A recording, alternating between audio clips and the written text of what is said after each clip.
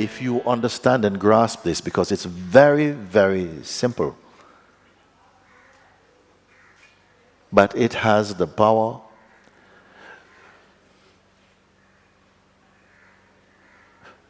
to reveal the different layers of the functioning of consciousness and the recognition of the awareness by itself.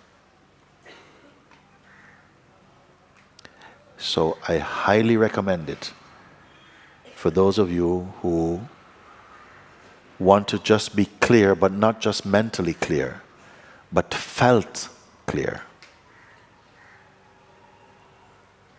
We are not creating new states.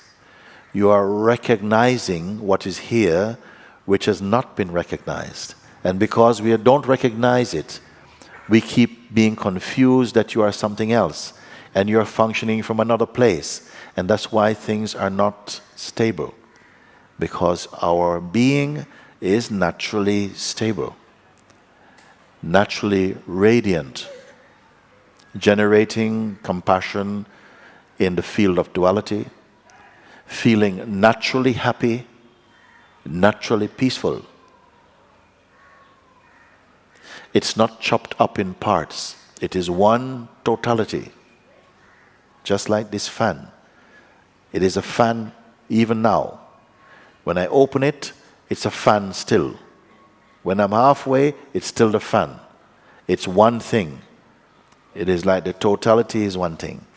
And the first extension is the extension into the sense of being. When you have the feeling, I am, means I exist. Your parents did not teach you that. Nobody taught you that. It arose spontaneously within you, the intuition, I am, I exist. That is the first extension, you can say like that. Extend further, and this I am became conditioned to believe I am the body. A limitation. Then comes the whole world. I am the body, this is the world, this is experiencing. What is spirituality? The search again for original unity. Why? Because the belief I am the body is not unified. It's a limitation. It is meant to be a limitation because if it was a truth, you would not go beyond the I am the body idea. Life hurts more for those who are identified with being the body because it is highly impregnated with dualistic conditioning. I am just saying these things. The exercise I'm going to show you now, which all can do, it will not harm you, it will not turn you into some freak or something. It's not going to make you spaced out. It is just a very clear recognition that makes that anybody can actually do it. Children can do. It has no religious connotation to it. First part of it, I have to explain, is that mostly we think our life is the functioning of the waking state. In deep sleep, you don't talk about your life. In deep sleep, I went so... No, that's dream. In deep sleep, the consciousness is not active in dualistic functioning. I think we all know that. We don't have to talk so much about that. Our life, as we know it, our friendships, our family, the sense of future, your career, who you think you are, who you would like to be, the notions of heaven and hell, gods and demons, life and death, you and me, this and that, all of that you may call the waking state consciousness and its activities. It's simple enough, like that we say. All of this, including as soon as the consciousness is awake, the waking state is there, functioning of perception is taking place. So the world seems to be moving and there's awareness of it. Just so you're sitting here. You can hear the sound of the birds, You can feel the sunlight, you can feel the warmth of the day increasingly. You're aware of my voice, of the people around you, the sound of rickshaws going by, all of these things, without moving at all. Simply, it is there. You can turn your attention to anything. If I say, let's just listen to the birds now, the attention can just go and be focused on listening to the birds. You're not doing anything sweaty at all. If not, it stays into a kind of panoramic openness, and all sounds can drift through. Not just sounds, but all the evidence of the senses are functioning naturally, and awareness of that, perception of that is taking place naturally. This is the marvelousness of consciousness. Let's take it that if all your perception, including the sound of the bird that's happening now, your memory of yesterday's bird singing, your parents, your family, where you would like to go when you leave this place, what countries you want to visit, your hopes and aspirations, the sound of traffic. Even if this place was so quiet that you could hear your heart beating, you can feel the blood flowing, you can hear the breath moving, everything that is perceivable. I am going to call it the buzz of existence. You follow? I'm going to show you the exercise. Exercise is like this. You take a breath inside, take a deep breath.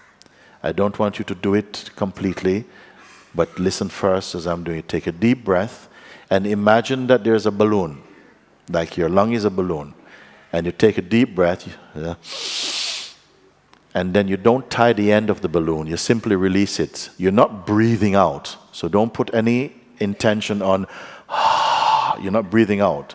You breathe in and you release the opening of your balloon, and it just comes out. It's just coming out naturally by itself. So the action is not that you are breathing out.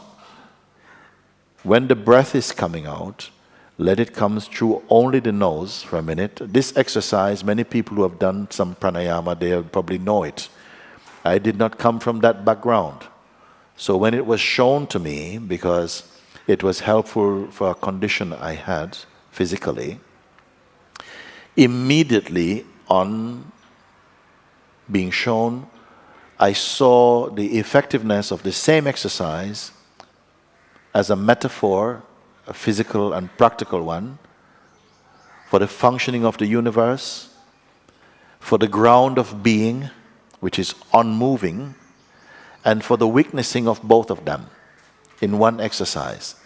So I am not presenting this to you as a pranic or pranayama exercise, but simply as a kind of window in which you are able to see the functioning around your inmost being and what it is that is inmost but cannot be seen.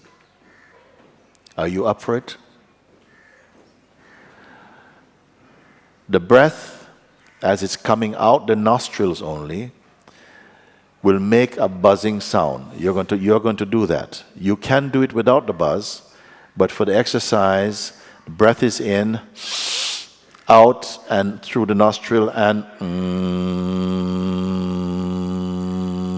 so it's a bit like Om, like when you do Om, but it's through the nostril. Okay, this sound and the activity is representative of the total functioning of the cosmos, including your body, all the bodies together, what is heard in the ears, what is felt in the body, the touch, taste, sound, mind, the movement of mind, the functioning of everything that you call life is held inside this. At the same time, you are to be aware of the emptiness in which this humming is taking place. The emptiness, you will notice, is untouched by the buzz. It is there at the same time. But where the buzz has a beginning point, the emptiness does not have a beginning point. It is there during the buzz. There's the emptiness which is untouched. When the buzz is finished, the breath is exhaled, it stops. The emptiness does not stop, and it does not start. You're going to notice that. This emptiness is the ground of your being. Your being is this all the time. It is all the time, this ground of being. It is from here that you can perceive the buzz of existence, which includes your body and everything moving and your sense of presence and everything. So simultaneously with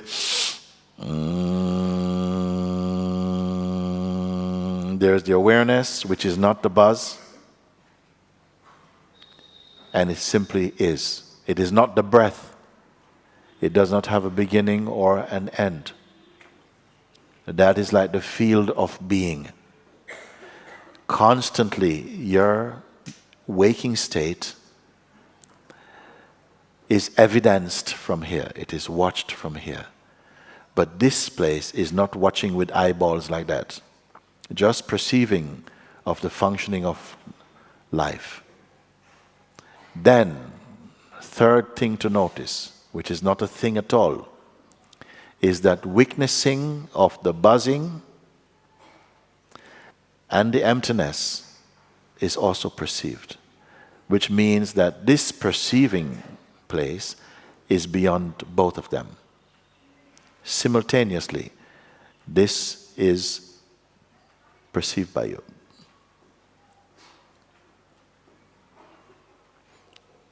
Once you've done this, and you may choose to repeat it by yourself anytime, you will clearly be able to register what is your true place. You will see that the buzz is just happening, the happenings of life, what you call life. The non-buzz, which is the empty field, is your natural state of being, which is not phenomenal. It's not coming about, moving about. It's very important to know this, not intellectually, but just to know this in your being. Some things you know without study. Simply they are revealed to you. It becomes clear for you. And finally, the fact that both these are also perceived to you. We are going to do this exercise for 3 breaths, and we'll leave it like that for now. The rest you can continue by yourself. Before you start, the finger will go here above the eyebrows, and then these ones will just cover in here, the eyes. And this, if you watch now, pay attention, the 2 thumbs, they will go and they will close the gates, what I call closing the gate, no? To the outer sound, so that when you release the breath, the sound stays in your head for a minute. It's just to keep out any other kind of distractions and to help you to focus. That's all. And you'll do that and pay attention to something in you which is doing nothing at all.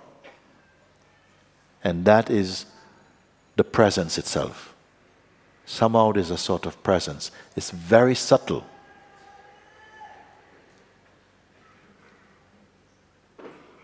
So let's go. Eyes here, hands here. Take a deep breath and release. Close the gates.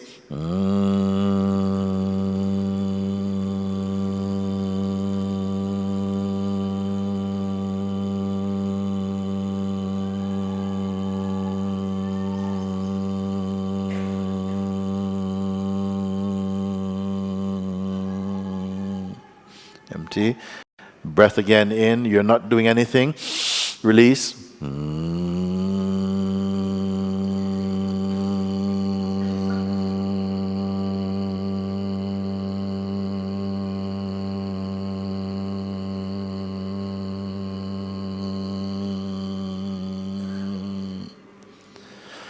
Final breath, out, in, release.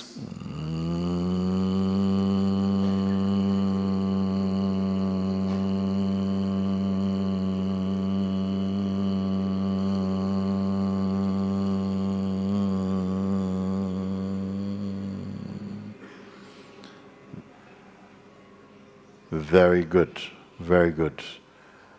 Were you able to follow my point or not? Yes. So just like this, you can carry this exercise by yourself. It is just, let's not call it meditation, let's not call it anything. Okay? This is just your own silent seeing. Again, as I tell you, the buzz is just the waking state and its activities, like that. The witnessing of the buzz is also taking place without any effort. That is coming from the ground of the being itself. The sense of presence is there, but even the sense of presence is also witnessed. Now, there's no need to try and imagine what is witnessing that. It's enough just to know and to confirm that is witnessed. And that witnessing place is your absolute space. Not the way that your mind might imagine, so no imagination. This knowledge you intuitively have inside you for now. And that will grow and become much more clear for you. Along with the rest of satsang, what I am sharing with words and with energy with you as we speak, this also is explained and fulfilled in the exercise also. But just because our attention goes to certain kinds of concepts, we will continue to talk and address these concepts or conceptual blockages or energy blockages through satsang. But what I want to tell you and remind you again is that your being, your reality is always pure. All that you think and experience, all suffering and trouble and duality, is what we call dream. Why dream? Because it is not stable, it is fluctuating, and it's always determined by different moods and different factors are contributing to how you feel in each moment. By the time you try to analyze that movement, it's already gone. So the best is when you come to the state of that inner emptiness, like this, whereby your actions become spontaneous. When you don't think about that, but simply observe that, you will see and feel very happy that there's a harmony unfolding in life that is not sourced from your mind. It is simply the harmony of existence. Gradually you're coming to see that your actions they are the actions of the universe, not of the person. They always are, actually. Because the person cannot escape from the universal functioning. It is also part of that play. But the jnani, the sage in you, also, is that which is beyond the field of duality, beyond the manipulations, beyond the suffering or the projections that arise as the play of duality. What I'm pointing to you now, at some stage in your life, if you don't get it, you will still come back to what I'm pointing. Maybe from another mouth, from another place, it's okay, it's fine. Consciousness loses nothing whether you wake up or not. But in the play of existence, the urge of consciousness in its expression as humanity, the impulse in us is for freedom. That is the highest impulse in the human instrument. But because of the mind, we get distracted and tries to find that ultimate joy, the ultimate life, through objects and fleeting or momentary phenomena. Some of you are ready for that fulfillment or completion of the intuitive understanding. Others will benefit enormously from this being in satsang. Some may be not sufficiently attracted to that at the moment. That is also okay. They can come and go. Nothing is expected, but everything is possible. Oh.